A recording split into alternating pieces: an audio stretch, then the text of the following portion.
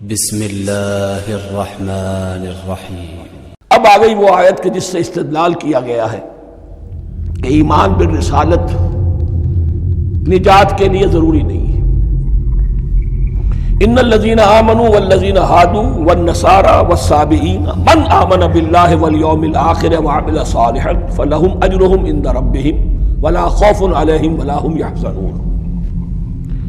یقیناً جو لوگ ایمان لائے، اور اس سے مراد ہے جو ایمان لائے حضور پر، محمد پر صلی اللہ علیہ وسلم، والذین ہادوا، اور جو یہودی ہو گئے، والنصارى، اور نصرانی، والصابئین، اور صابی وہ لوگ تھے عراق کے علاقے میں رہتے تھے جو کہتے تھے کہ ہم دین ابراہیمی پر ہیں، لیکن ان کے ہاں بھی بہت کچھ بگڑ گیا تھا۔ جیسے حضرت ابراہیم کی نسل، حضرت اسماعیل کی نسل بگڑ گئی تھی، تو اس طرح وہ بھی بگڑ گئے تھے۔ ستارہ پرستی زیادہ تر ان کے ہاں تھی۔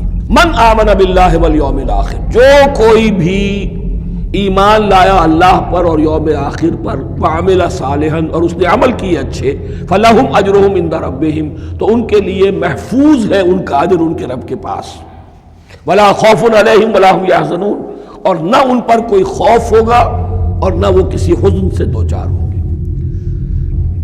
ظاہر الفاظ کے اعتبار سے دیکھیے کہ یہاں ایمان بالرسالت کا ذکر نہیں ہے۔ ویسے تو اگر کوئی اس سے یہ غلط استدلال کرتا ہے تو اس کا پہلا جو اصولی جواب ہے وہ تو یہ ہے کہ ایسی حدیثیں بھی موجود ہیں، من قال لا الہ الا اللہ دخل الجنہ، تو اس کے کیا معنی ہے؟ صرف کہنے سے جنت میں داخل ہو جائیں گے، کسی عمل کی ضرورت نہیں؟ جواب یہ دیا جائے گا پورے قرآن کو سامنے رکھو، پورے حدیث کے ذخیرے کو سامنے رکھو، کسی ایک جگہ سے کوئی ایک نتیجہ نکال لینا وہ صحیح نہیں۔ لیکن اس کے علاوہ وہ اصول جو میں بیان کر چکا ہوں کہ یہ سلسلہ شروع کہاں سے ہوا ہے، 5واں رکوع، وَآمِنُوا بِمَا أَنزَلْتُ مُصَدِّقًا لِمَا مَعَكُمْ وَلَا تَكُونُوا أَوَّلَ كَافِرٍ بِهِ۔ انہیں ایمان کی زوردار دعوت سے تو یہ ساری بات شروع ہوئی ہے۔ اب فصاحت اور بلاغت کا یہ تقاضا ہے کہ بار بار اس کو دہرایا نہ جائے، وہ بات انڈرسٹوڈ رہے گی، مقدر رہے گی، سمجھی جائے گی کہ ہر جگہ پر وہ موجود ہے، اس لیے کہ ساری گفتگو ہو رہی ہے اسی کے حوالے سے۔ وَآمِنُوا بِمَا أَنزَلْتُ مُصَدِّقًا لِمَا مَعَكُمْ وَلَا تَكُونُوا أَوَّلَ كَافِرٍ بِهِ وَلَا تَشْتَرُوا بِآيَاتِي ثَمَنًا قَلِيلًا وَإِيَّايَ فَاتَّقُونِ۔ اس حوالے سے یوں سمجھیے اب اس آیت کو کہ یہاں پر کچھ الفاظ محذوف مانے جائیں گے۔ ان الذین آمنوا والذین ہادوا والنصارى والصابئین من آمن باللہ والیوم الآخر وعمل صالحا فی ایامہم فلہم اجرہم عند ربہم ولا خوف علیہم ولا هم یحزنون۔ ہر دور میں جبکہ ابھی حضرت عیسیٰ نہیں آئے تھے تو جو بھی یہودی تھے اس وقت تک، حضرت موسیٰ کے ماننے والے، وہ جو بھی اللہ پر ایمان رکھتے تھے اور نیک عمل کرتے تھے، آخرت کو مانتے تھے، ان کی نجات ہو جائے گی۔ لیکن حضرت عیسیٰ کے آنے کے بعد ان کو نہیں مانا، اب وہ کافر قرار۔ لیکن اب حضرت عیسیٰ کے آنے کے بعد جب تک حضور نہیں آئے، جو بھی مانتا ہے، لیکن یہ کہ شرط یہی ہوگی کہ اپنے اپنے زمانے میں، اصل میں نفی جس بات کی جا رہی ہے وہ یہ ہے کہ یہ نہ سمجھو کہ کسی گروہ میں ہونے سے نجات ہوتی ہے۔ نجات کسی گروہ میں ہونے کی وجہ سے نہیں ہے، نجات کی بنیاد ایمان اور عمل صالح ہے۔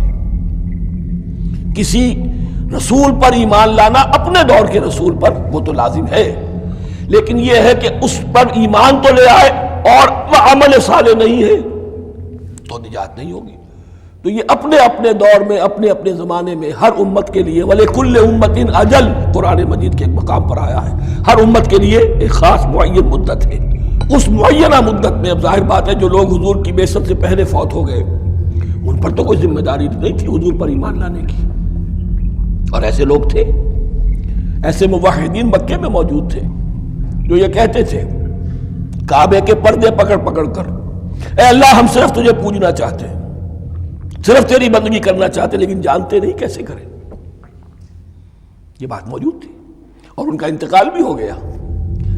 یہ زید، سعید ابن زید، سعید جو حضرت عمر کے بہنوئی تھے اور وہ عشرہ مبشرہ میں سے ہیں، ان کی اہلیہ حضرت فاطمہ بنت خطاب، ان دونوں کے ایمان کو اللہ نے ذریعہ بنایا حضرت عمر کے ایمان کا۔ اور یہ والد تھے سعید کے زید، وہ یہ کہتے ہوئے دنیا سے چلے گئے حضور کی ابھی بعثت ہی نہیں ہوئی تھی، اے اللہ میں صرف تیری بندگی کرنا چاہتا ہوں، کیسے کروں یہ نہیں جانتا۔ اسی کو ذہن میں رکھیے، اہدنا الصراط المستقیم جو میں نے کہا تھا، ایک سلیم الفطرت انسان، سلیم العقل انسان توحید تک پہنچ جاتا ہے، آخرت کو پہچان لیتا ہے، لیکن اب کیا کروں؟ اس شریعت کے لیے، ان احکام کے لیے وہ دستے سوال دراز کرنے پر مجبور ہے۔